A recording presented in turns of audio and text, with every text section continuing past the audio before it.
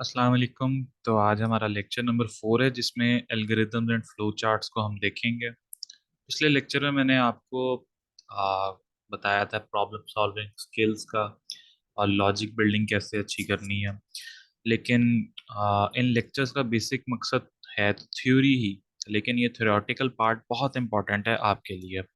मतलब आपकी ये चीज़ें आपकी सोचने की काबिलियत को चेंज कर देती हैं और आपके लिए आसान आसान हो जाता है प्रोग्रामिंग करना। सो मूव ऑन करते हैं हम कि एल्गोरिदम क्या होते हैं। A concept that pervades all areas of computer science. ठीक है, कोई इस तरह का प्रोसेस होता है जिसमें हम अपना इनपुट दे के प्रोसेस करवा के कुछ आउटपुट निकाल लेते हैं किसी पर्टिकुलर फाइनाइट टाइम में। फाइनाइट का मतलब होता है किसी पर्टिकुलर टाइम रेंज में। और आपको पता ही है कि कंप्यूटर साइंस का जो ऑब्जेक्टिव है, कंप्यूटर साइंस आप जो भी डिग्री कर रहे हैं उसका पर्टिकुलर ऑब्जेक्टिव यही है ना कि आप प्रॉब्लम सॉल्व कर सकें by developing analysing and implementing algorithms algorithmic solutions. तो बेसिकली पर्पस तो यही है क्योंकि कोई प्रॉब्लम आए तो आप उसको साइंस की मदद से, टेक्नोलॉजी की मदद से आप उसको सॉल्व कर सकें। सो ये एल्गोरिदम की डेफिनेशन थी। अल ख्वारिज़मी प्रिंसिपल, शायद अगर किसी ने नाम सुना हो इसका, तो बहुत आसान है। सिंपल ये होता है कि जब भी एक थंब रूल होता है, थंब रूल ये है कि अगर कोई बहुत मुश्किल प्रॉब्लम आपके सामने आ जाए तो आप उसको अगर डायरेक्टली सॉल्व करने लग जाओगे तो वो आपके लिए बहुत मुश्किल होगा उसको सॉल्व करना और एक एंड सोल्यूशन पे पहुंचना। लेकिन हाँ, अगर आप एक प्रॉब्लम को छोटे छोटे प्रॉब्लम्स में डिवाइड कर लोगे, एक बड़ी प्रॉब्लम को उसके सब प्रॉब्लम्स में डिवाइड कर लोगे और उन जब सब प्रॉब्लम्स को आप सॉल्व कर लोगे तो आपकी एक्चुअल बड़ी प्रॉब्लम भी सॉल्व हो जाएगी। सो यही एल्गोरिदम का भी मेन मकसद होता है कि एल्गोरिदम क्या करता है, छोटे छोटे पार्ट्स को सॉल्व करते करते ओवरऑल सारी प्रॉब्लम को सॉल्व कर देता है।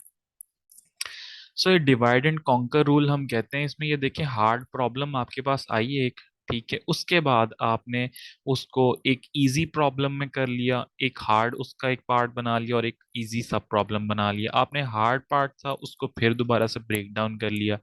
जब आप इन सारे इजी वाले पोर्शंस को सॉल्व कर लेंगे सब प्रॉब्लम्स को, ठीक है, तो आपकी जो हार्ड प्रॉब्लम होगी वो ऑटोमेटिकली सॉल्व हो जाएगी। ठीक है, तो इसमें कोई मुश्किल चीजें नहीं है, बस थोड़ी सी थ्योरेटिकल पार्ट है, लेकिन आपको समझने की जरूरत है इन चीजों को। अच्छा, फ्लो चार्ट और सूडो कोड्स की बात की थी हमने, तो ये देखें प्रोग्रामिंग फंडामेंटल्स में ये सबसे पहले पढ़ाई जाने वाली चीजें होती हैं प्रोग्रामिंग कोड से, कोडिंग से पहले। सो मैं चाह रहा हूँ कि आपको एटलीस्ट इसका ओवरव्यू हो ताकि आप लोग आराम से इस चीज को आगे अपनी परस्यू कर सकें अपने सेमेस्टर के अंदर। सो बेसिकली फ्लो चार्ट्स क्या होते हैं? फ्लो चार्ट्स ग्राफिकल रिप्रेजेंटेशंस होती हैं, ठीक है, किसी भी एल्गोरिदम की। एल्गोरिदम क्या है? कोई भी प्रॉब्लम सॉल्व करने के कुछ स्टेप्स हैं सिंपली। तो हम कोई सिंबल्स इस्तेमाल करते हैं, जैसे कि कोई ये ओवल पैरेललोग्राम, ये कुछ सिंबल्स हैं, ये इस्तेमाल करके हम एक फ्लो चार्ट डिजाइन करते हैं। ठीक है, तो इन सिंबल्स का भी ये मतलब, तो ये यूज इन फ्लो चार्ट लिखे हुए हैं कि क्या क्या इस्तेमाल है, लेकिन अभी हम इनको देखते नहीं क्योंकि अभी हम मेन फोकस होगा हमारा सूडो कोड पे। ठीक है, तो सूडो कोड क्या होता है? Is an informal English like representation. अब इंग्लिश जैसी लैंग्वेज है जो हम जिसके थ्रू हम एल्गोरिदम लिखते हैं। ठीक है, अब pseudo code is most written more like the actual code that will be use to write the program. अब जिनको पता हो या जिनको नहीं पता, सूडो कोड सिंपली कुछ इंग्लिश की तरह लैंग्वेज है जो आप कोड्स करने से पहले लिखते होते हैं। ठीक है, तो अगर आप ये सूडो कोड आपके पास अवेलेबल होता है, आप डायरेक्टली उसको इजीली मैप कर सकते हैं अपने कोड की तरफ। तो हम इसको देखते हैं आगे। अच्छा, स्टेप्स इन प्रॉब्लम सॉल्विंग क्या थे हमने पहले भी देखे थे, लेकिन हम एक general step by step solution बनाते हैं, एक सूडो कोड बनाते हैं। अब जब सूडो कोड हम बना देते हैं, क्योंकि वो इंग्लिश की तरह होता है, तो हमें प्रॉब्लम समझने में बहुत आसानी होती है। ठीक है, तो अब एल्गोरिदम एंड सूडो कोड, ठीक है, तो हमारे पास दो फेजेस होते हैं, जैसे हमने पहले भी डिस्कस किया था। प्रॉब्लम सॉल्विंग फेज, जहाँ पे आपने स्टेप बाय स्टेप सोल्यूशन बनाना है, और इस स्टेप बाय स्टेप सोल्यूशन में आप सूडो कोड लिखते हैं, ठीक है। उसके बाद आप जब सूडो कोड लिख लेते हैं, उसके बाद आप इम्प्लीमेंटेशन फेज पे जाते हैं, ठीक है। सो आज के लेक्चर के लिए इतना ही।